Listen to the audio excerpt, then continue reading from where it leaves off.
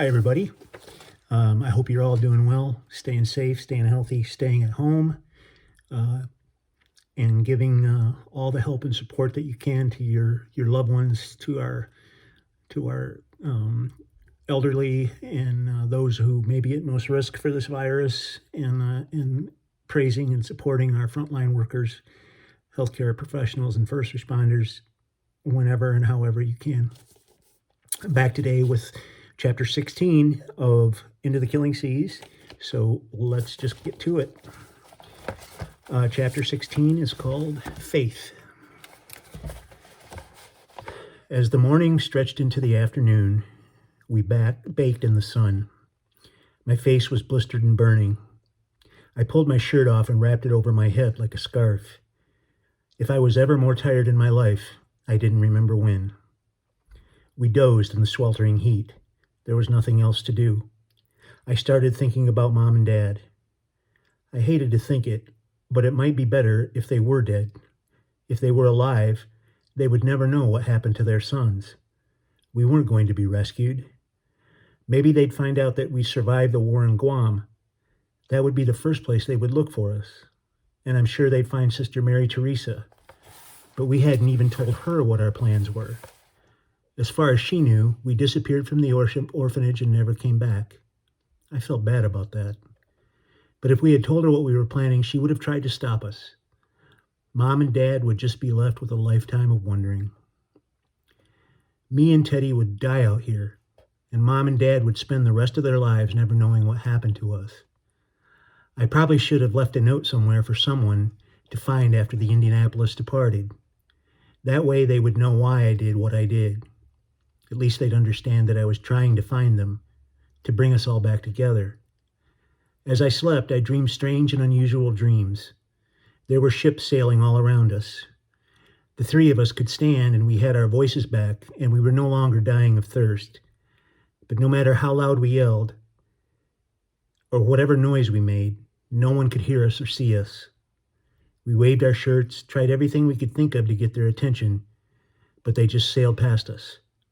I dreamed of strange metal insects flying in the sky, buzzing in the air above. Their wings and tails glinted in the sunlight. One of them dipped low and flew right over us. I wanted to reach out and pluck it from the sky, because it looked like it was going to land on the water. Watch out, little metal bug, I thought. These waters are full of sharks. I watched until it disappeared from sight.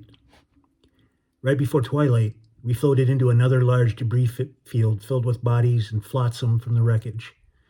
More sharks than I could count picked their way through the wreckage on the hunt for an easy meal. To make it worse, we were all dying of thirst. Teddy woke up just as the sun went down.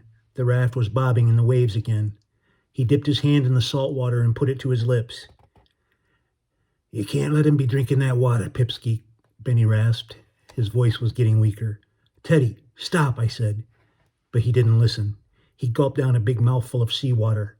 A few seconds later, he threw it all back up. It didn't stop him. He put another handful to his mouth. "Patty boy, you gotta make him quit. He drinks much more of it. He's gonna get sicker and eventually it'll kill him." "Teddy, don't drink the water," I yelled at him again, but he wouldn't look at me. The raft was barely keeping us afloat anymore. It kept sinking below the surface, but it still rocked to and fro as I slowly crawled toward Teddy, groaning with each movement. I reached up and yanked his hand away from his mouth. "Ah!" Teddy said. He took a swing at me, his fist connecting with the side of my head. "Ow! Teddy, calm down," I yelled. My brother wasn't listening. He plunged both hands in the water and lifted them to his mouth, drinking deeply. I knocked his hands aside and he lunged at me. He was mad with thirst. It gave him an extra dose of strength. Even though he was 2 years younger, Teddy was almost my size. He was a solid kid and probably as strong as I am. I tended to forget that because he was so fragile in so many other ways. I scrambled back up and pushed him over. He flopped onto his back. "Stop it right now, Teddy. Right now!" I had very little voice left. He kicked me in the chest and I grabbed his foot, holding it as tight as I could. He shook and thrashed, trying to get free. His foot was wet and slippery. I just couldn't hold on and he jerked it free. "Ah!" he cried. All of our wrestling around was causing the pallet to splash and rock in the water. "Look sharp, kid," Benny called. The largest shark we'd seen yet lunged out of the water and landed on the raft right next to me. I felt its teeth graze my legs and its jaws snap shut. I screamed and it twirled away, slipping off the pallet and into the ocean.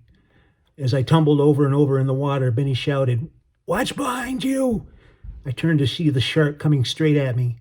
There was no time to do anything but kick at its nose. The rough skin cut the bottoms of my feet. I could feel it brush against my side as it dove below me. When I spun back around, I found the pallet had come completely apart.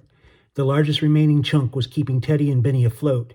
The rest of it was mostly splinters, but one small corner section was still bobbing just below the surface. I grabbed it, clutching it to my chest. The boards held me up a little if I kicked my legs. "You okay, Pipsqueak?" Benny said. "I got bit, Benny," I said. "It hurts. I'm bleeding." "No time for blood or pain, Skipper. You got another shark at 9 o'clock. I couldn't figure it out at first, but something had happened to Benny's voice. It was growing stronger and clearer, but I didn't have time to consider it. The shark had resurfaced and it lunged straight for me.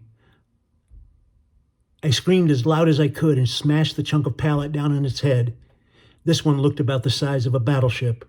Why did the biggest, relentless, and most aggressive ones come out at night? Battleship thrashed and slapped its tail on the water. I kept yelling and smashing the pallet against its head. The water around us was a flurry of kicks and flashing teeth. "Come on," I shouted. "You want more? Come on. Keep coming at me." I unleashed a string of words that would have gravely disappointed Sister Mary Teresa.